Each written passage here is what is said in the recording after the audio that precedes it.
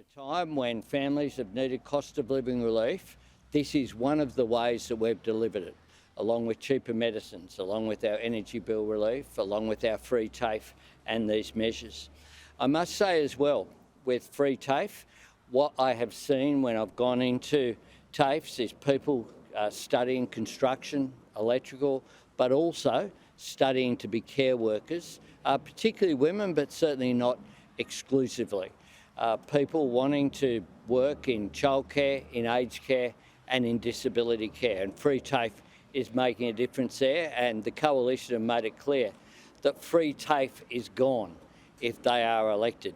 This comes after they ripped money out of TAFE the last time they were in office and shut down trade training centres when they were in office during that 10 wasted years.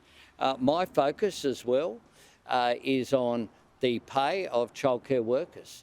We had an outcome yesterday from the Fair Work Commission, an interim decision that spoke about the need to do more about gender pay equality.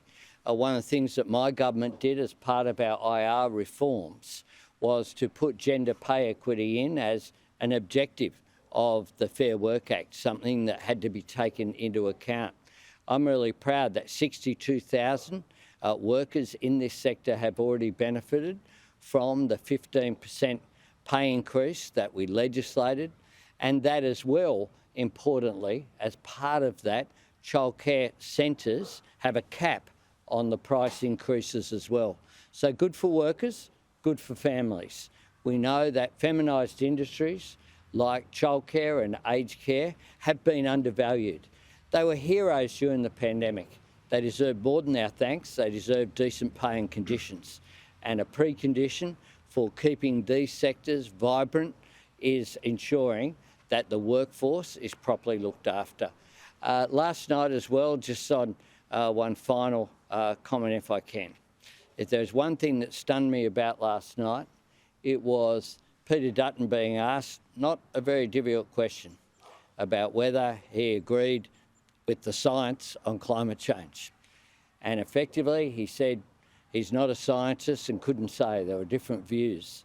I would have thought that the science is very clear on climate change. That the fact that in 2025 you have someone running for Prime Minister who can't say that the science is clear, that climate change is real and it is happening, and the fact that not every extreme weather event, of course, is because of climate change. They were before.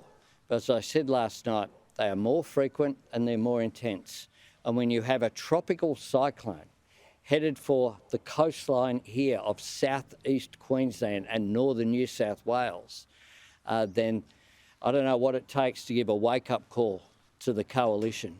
But after a decade of denial and delay, it is time that we continue to have a government that understands the need to be part of global action on climate change. I'll hand to the Treasurer and then we're happy to take some questions.